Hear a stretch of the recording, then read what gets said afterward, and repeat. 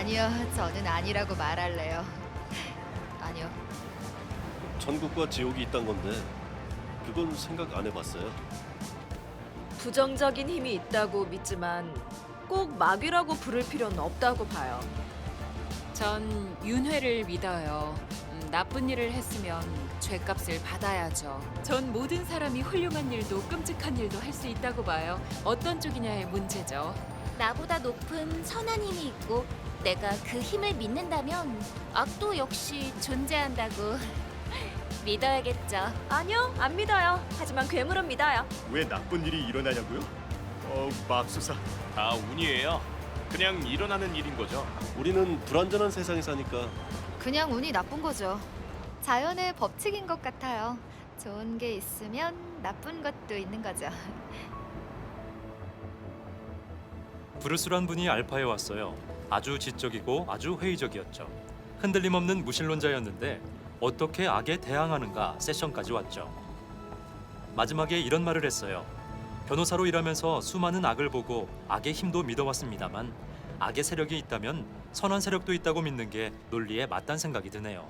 악과 마귀를 믿는 게 아주 쉬운 사람들도 있어요. 영화 엑소시스트의 작가인 윌리엄 피터 블래티가 말했죠. 나는 하나님은 믿지 않지만 마귀는 다른 얘기다. 마귀는 계속 광고를 하고 엄청나게 홍보를 해댄다. 바울도 이 세상에서 움직이는 악의 영적 세력에 대해 언급합니다. 신약 성경 역시 선함 뒤에 하나님이 계시듯 악함 뒤에 마귀가 있다고 말하죠. 좀 지나치게 들릴 수도 있지만 하나님을 믿는 것보다 마귀를 믿는 게 쉬운 사람도 있어요.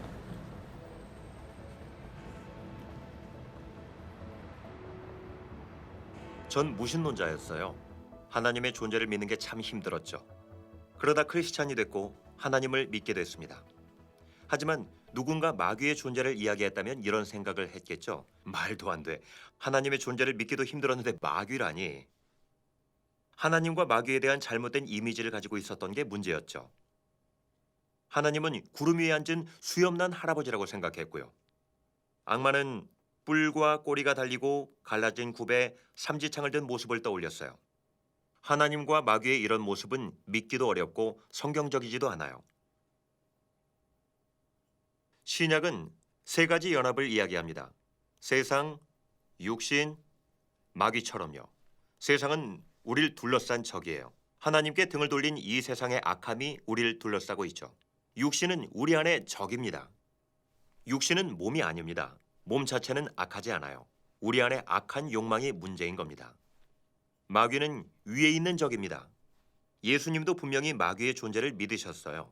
제자들에게 악에서 우리를 구하시옵소서라고 기도하라고 가르치셨죠. 예수님도 마귀의 유혹을 받으셨고요. 성경도 마귀의 존재를 이야기합니다. 아주 오랜 시간 크리스찬들도 악한 영적 세력의 존재를 믿어왔고요. 여러분도 어쩌면 이런 경험을 했을 수도 있어요. 특히 성령을 강하게 체험하고 난 후에요.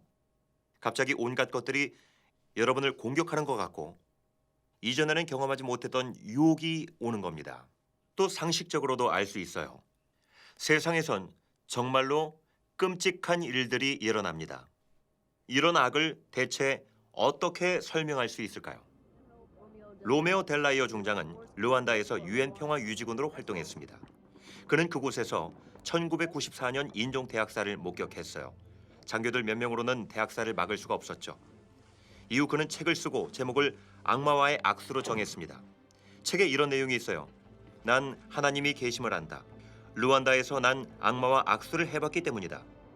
난 악마를 봤고 악마의 냄새를 맡았고 악마를 만졌다. 난 악마가 존재함을 안다. 때문에 하나님이 계심도 안다.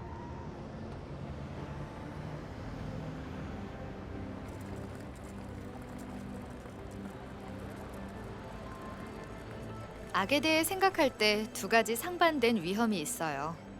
첫째는 마귀의 존재를 아예 믿지 않는 것이고, 둘째는 악의 세력과 행위에 과도한 관심을 갖는 거예요.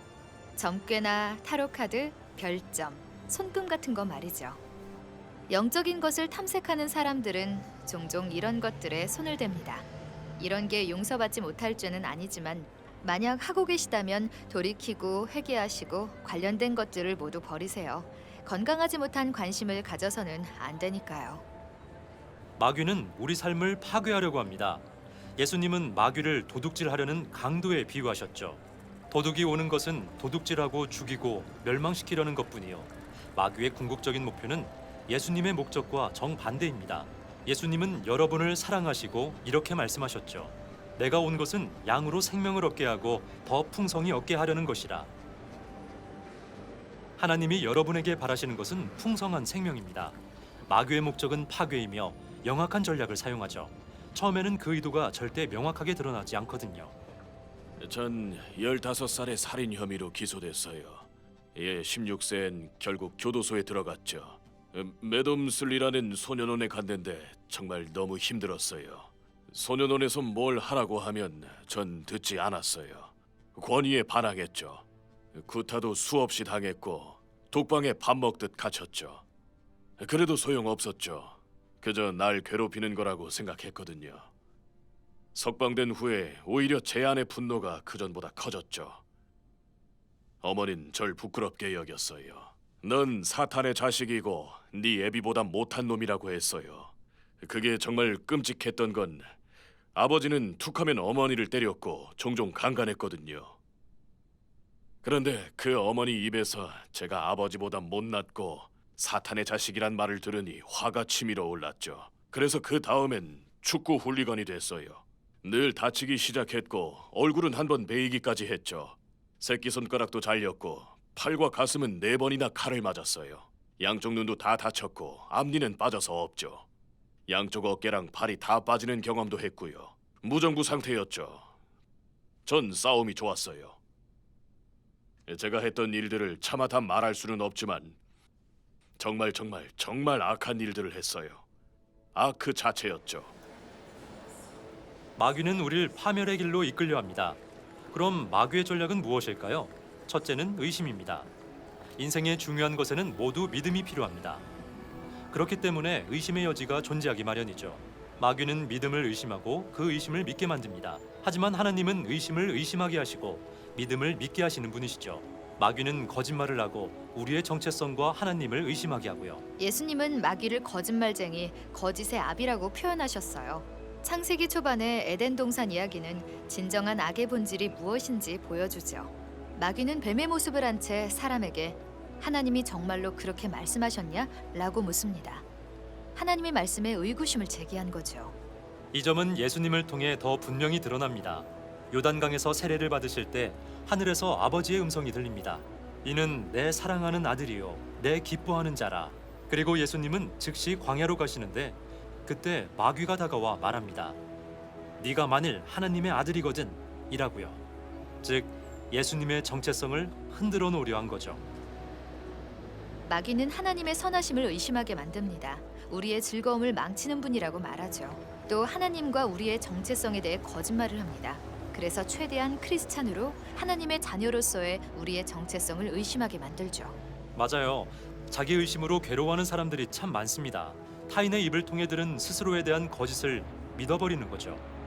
하지만 우리의 진정한 정체성은 우리가 하나님의 자녀라는 겁니다. 아버지의 깊은 사랑을 받으며 특별한 목적으로 지어진 존재죠. 마귀의 또 다른 전술은 유혹입니다. 누구나 정도의 차이는 있지만 유혹을 경험하죠.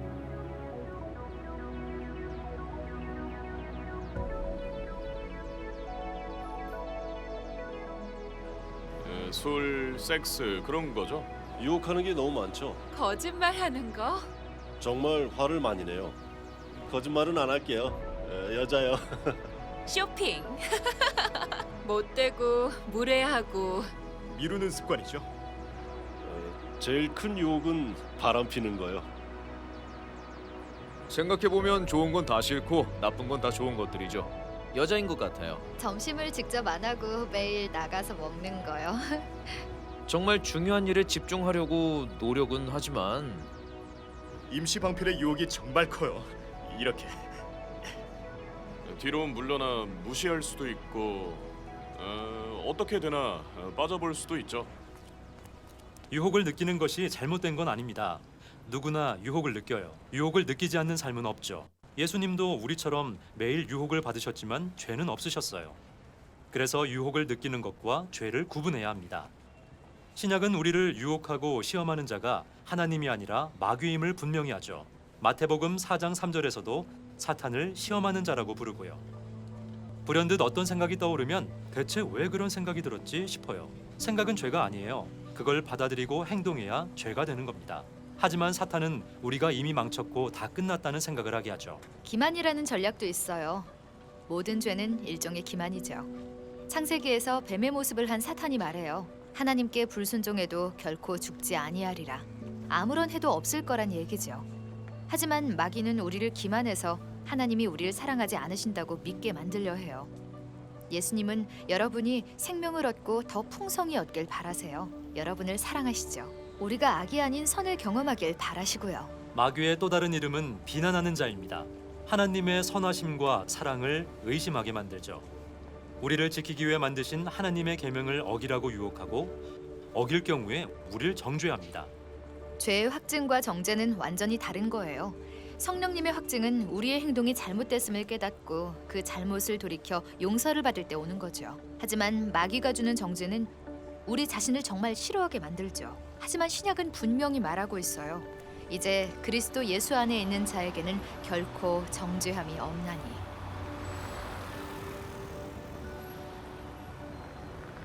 십자가에서 예수님은 우리가 져야 할 정죄를 감당하셨습니다.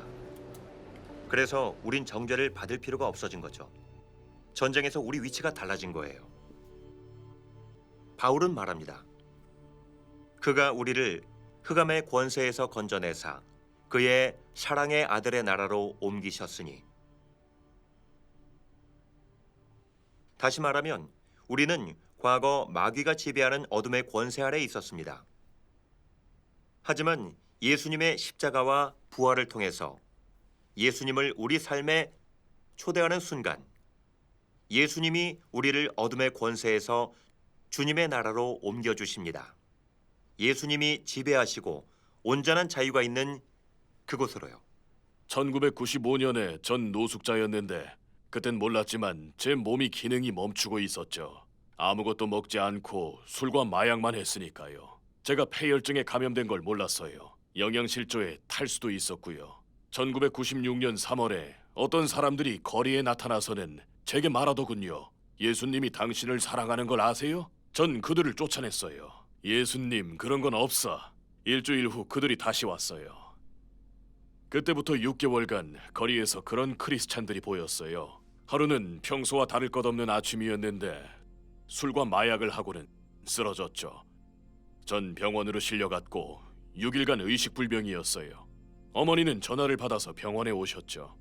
전 거의 죽어 있었어요. 6일째 전 마지막 의식을 치렀고 병원에서도 어머니에게 할 수 있는 게 더 없다고 했죠. 어머니는 생각할 시간을 좀 달라고 말했어요. 어머니가 방에서 나오자 문 앞에 많은 사람들이 있었죠. 제게 작별 인사를 하려고요. 그때 제 친구 토니가 어머니에게 말했어요. 크리스찬 몇 명이 왔다고요. 어머니는 제가 이미 죽었는데 그게 무슨 소용이냐고 말했죠. 그렇지만 그 사람들은 그림을 위해 기도하자며 제 머리에 손을 얹고 나사렛 예수 그리스도의 이름으로 명한다. 이 사람에게 새 생명이 들어갈지어다 라고 기도했어요. 그러자 제가 일어나서 입에서 마스크를 뗐어요. 다시 살아난 거죠. 혼수 상태에서 기적적으로 깨어났을 뿐만 아니라 전 완전히 다른 사람이 되어 깨어났어요. 다시는 술과 담배, 마약을 하지 않을 걸 알았어요. 사람들을 돕고 싶었죠. 전 솔직히 제가 미친 줄 알았어요. 그런데 그 사람들이 제게 말하더군요. 제가 알파 코스를 해야 한다고요. 전 그게 뭐냐고 물었죠. 성령의 날에 갔어요. 오후 3번째 토크 시간에 자리에서 일어났어요. 그때 제 기도를 다 기억해요. 절대 못 잊죠. 1996년 11월 9일 오후 2시 45분이었고 전 기도했어요. 예수님, 당신이 절 사랑하신다고 들었고 저도 그렇다고 믿습니다. 하지만 그걸로는 부족합니다. 마음으로 알아야겠어요. 죄송해요. 그렇지만 제 삶에 와주시겠어요? 그러고는 의자에 앉아서 울었어요. 울음을 멈출 수가 없었죠. 눈물이 흘러내리는 순간 제가 어디에서 왔는지, 제가 누구인지, 무엇을 해야 할지 확실히 알게 됐어요. 그날 밤 10시 전 예수님으로 충만해서 미들스부르 거리로 돌아갔습니다. 그리고 사역을 시작했죠. 그게 19년 전이네요. 이날 이후 계속 사역을 했어요. 사람들에게 예수님을 전하고 알파 코스를 141번 운영했죠. 거리에서나 교도소에서 만나는 사람들에게 하는 말이 있습니다. 예전에 저처럼 그들도 의심으로 가득 차 있거든요. 그들은 저한테 혼수 상태에서 그냥 깨어난 걸 수도 있지 않냐고 물어요. 맞아요. 정말 우연히 깨어난 걸지도 모르죠. 하지만 전 그럼 지난 19년간 제가 왜 그런 삶을 살았을까요? 라고 반문합니다. 폭력, 분노와 거절, 사랑이란 걸 모르던 삶이 하룻밤 사이에 다 어디로 갔겠냐고요. 예수님은 최고의 사랑이죠. 그 사랑이 저 크렘시드를 바꿨고요. 크렘시드를 바꿨다면 누구든 바꾸실 수 있어요.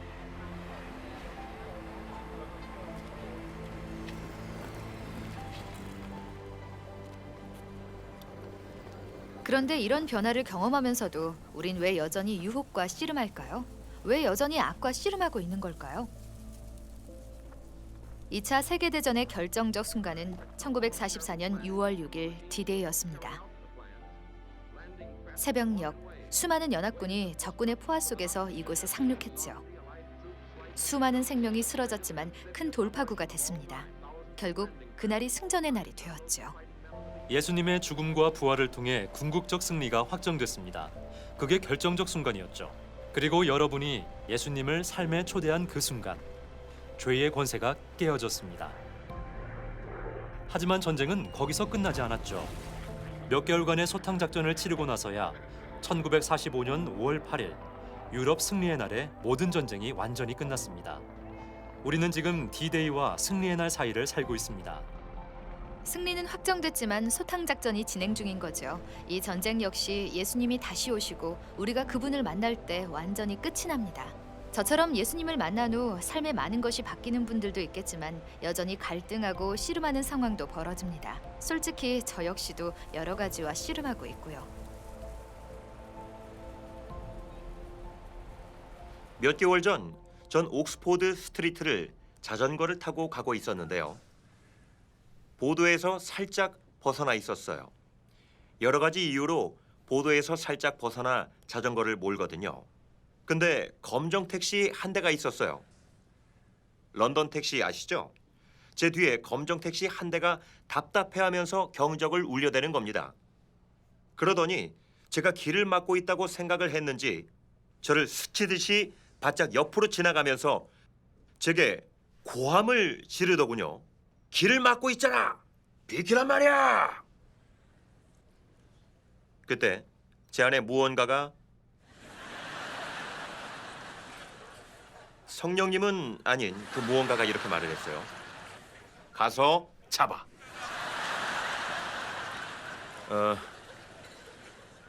자전거의 좋은 점은 신호마다 멈출 필요가 없다는 거죠. 그래서 택시가 빨간불에 멈춰 섰을 때 가까스로 따라잡았습니다. 제가 자전거를 가까이 붙이자 또 제가 길을 막고 있으니 비키라고 하더군요. 그래서 제가 말했죠. 당신 번호가 뭡니까? 그런 사람들은 신고당하기 싫어하거든요. 번호가 뭐냐고 물었는데 그 순간 불이 초록색으로 바뀌었어요. 그러자 내 번호! 그러고는 가버리는 거예요. 좋아, 반드시 잡겠어 하고 저는 페달을 밟았습니다. 쫓아가서 번호판을 읽으려고 했죠. 58815 꼭 신고하고 말겠어. 58815. 그 사람은 백밀러로 제가 대체 뭘 하고 있는지 막 쳐다보더라고요. 다시 제가 가까스로 따라잡아서 옆에 섰는데 절 보고는 니키 규칙을 지켜야죠 하는 겁니다.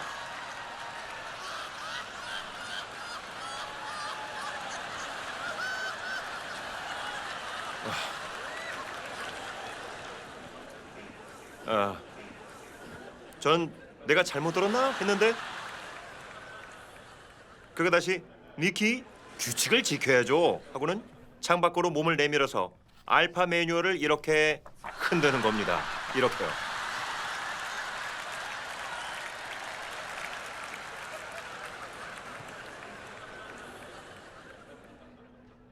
제가 다가가서 물었어요.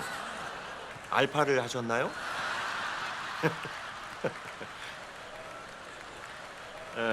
그랬더니 네, 2달 전 알파 코스에서 크리스찬이 됐습니다 하는 겁니다. 완전히 변하기엔 시간이 좀 부족했나 봐요.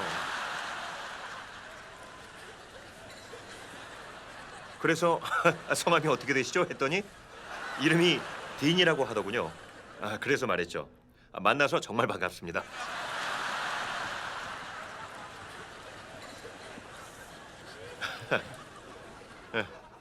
정말 죄송합니다 라고 말했어요. 이쯤 되니까 이분 역시 화는 났지만 한편으로는 지난 10주간 화면으로 봤던 사람과의 만남을 참 신기해하는 것 같았어요. 택시 뒷좌석의 승객은 도대체 무슨 일인가 했죠.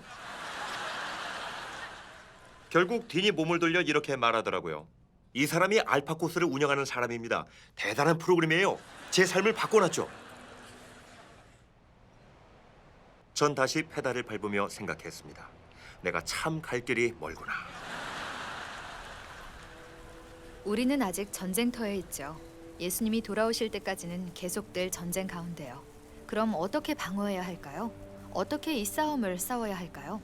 바울은 에베소서 6장에서 주 안에서 강건하라고 합니다. 하나님의 전신갑주를 입어야 한다고요. 성경은 나쁜 습관을 버리고 좋은 습관으로 대체하라고 말해요.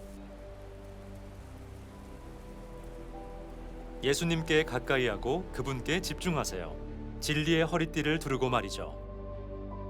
예수님은 말씀하셨죠. 나는 진리다. 이건 위선과 정반대죠. 진실하고 온전하며 진솔한 삶을 뜻합니다. 의의 후심경은 관계를 바르게 지키라는 거죠. 잘못했을 때 바로 하나님께 용서를 구하고 빨리 다시 일어나야 합니다. 다른 사람과도 마찬가지예요. 누군가와 사이가 나빠지면 신속히 대처하는 거죠. 용서를 구하고 빨리 해결하세요. 섬김에 참여하세요. 평안의 복음이 준비한 것으로 신을 신고 가만히 앉아 있지만 말고 참여하는 거예요. 교회와 사회 공동체를 섬기세요. 어려울 때 하나님을 신뢰하세요. 바울은 말합니다. 믿음의 방패를 가지고 이로써 능히 악한 자의 모든 불화살을 소멸하고 마귀는 의심과 두려움, 불안과 정욕을 당신에게 던질 거예요. 계속 신뢰하고 믿음을 포기하지 마세요. 구원의 투구를 쓰세요. 생각과 마음의 전쟁에서 이겨야 합니다. 구원은 예수님이 주시는 자유를 뜻하죠. 모든 유혹이 생각에서부터 시작됩니다. 생각이 행동이 되고 행동이 습관이 되며 습관은 운명이 되죠. 성경을 알아가세요. 하나님의 말씀에 흠뻑 잠기는 거예요. 성령의 검, 곧 하나님의 말씀을 가지라. 성경을 깊이 알고 날마다 읽으시길 권합니다. 책이든 앱이든 본인에게 맞는 방식으로 읽으세요. 예수님은 시험을 당하실 때마다 성경 구절을 인용하셨어요. 성경을 잘 알고 적의 공격을 방어하는 데 사용하셨죠. 모든 기도와 간구를 하되 항상 성령 안에서 기도하고 계속 기도하고 기도를 통해 하나님께 가까이 가세요. 마지막으로 함께 굳건히 서세요. 등을 보호하는 갑옷은 없습니다. 도망칠 때 가장 취약하고 함께 설 때 훨씬 더 강해집니다. 좋은 소식은 우리가 할 수 있다는 거죠. 야고보는 말합니다. 마귀를 대적하라. 그리하면 너희를 피하리라. 하나님을 가까이 하라. 그리하면 너희를 가까이 하시리라. 선으로 악을 이길 수 있습니다. 그것이 우리의 공격 방법이죠. 또 공격 방법 중 하나는 용서입니다. 주기도문이라는 기도에서 예수님은 제자들에게 가르치셨어요. 우리가 우리에게 죄 지은 자를 사하여 준 것 같이 우리 죄를 사하여 주시옵고. 누군가를 용서하는 일이 우리에겐 가장 힘든 일이죠. 하지만 용서에는 정말 놀라운 힘이 있습니다. 제 이름은 파리티 임마누엘입니다. 저는 1994년 투치족 대학살에 참여했죠. 악한 정권 밑에서 많은 투치족을 살해했습니다. 그 일로 감옥에서 6년을 보냈고 4년간 사회봉사를 했어요. 감옥에서 다른 수감자들이 절 알파에 초대했어요.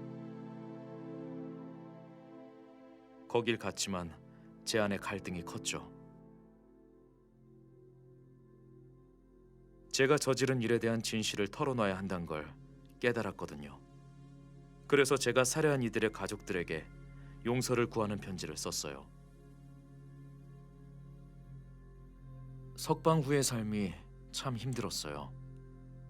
제 아내는 제 아이가 아닌 두 아이를 낳았고 가슴이 무너져 내리는 상황을 수없이 겪었죠. 제가 그런 일을 저질러 놓고 학살 생존자들과 어떻게 함께 살지도 막막했고요.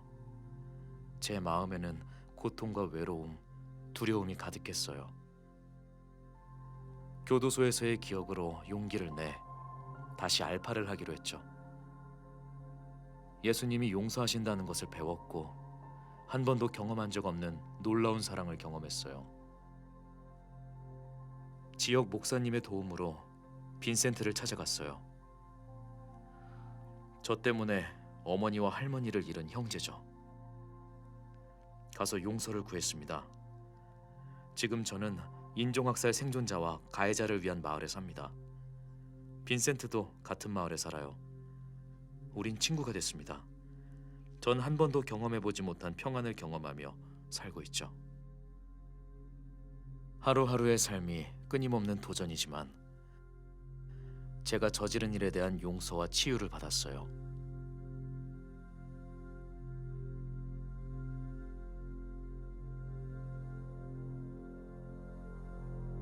바울은 악에게 지지 말고 선으로 악을 이기라고 합니다. 난 아무한테도 피해 주지 않고 살았어. 이런 말에 안주하지 마세요. 선한 일을 하세요. 세상에는 불의가 넘치기 때문에 우리가 불의에 맞설 때 선으로 악과 싸울 때 큰 변화가 일어납니다. 예수님의 본을 받아 사람들이 했던 일을 생각해 보세요. 19세기 샤프치베리가 자국의 사회 환경을 어떻게 바꿨는지, 윌버포스가 노예제도 폐지 운동을 어떻게 이끌었는지, 마틴 루터 킹이 북미의 흑백 분리 정책 폐지를 위해 어떻게 싸웠는지, 마더 테레사가 가난한 이들을 섬기는데 자신을 온전히 내어주어 얼마나 수많은 삶을 변화시켰는지를요. 역사의 위대한 영웅만이 아니라 여러분도 그렇게 할 수 있습니다. 여러분의 삶이 진정한 변화를 일으킬 수 있어요. 여러분의 삶엔 목적이 있습니다. 변화된 삶을 유산으로 남길 수 있죠. 악에게 지지 말고 선으로 악을 이기세요. 예수님의 이름으로요.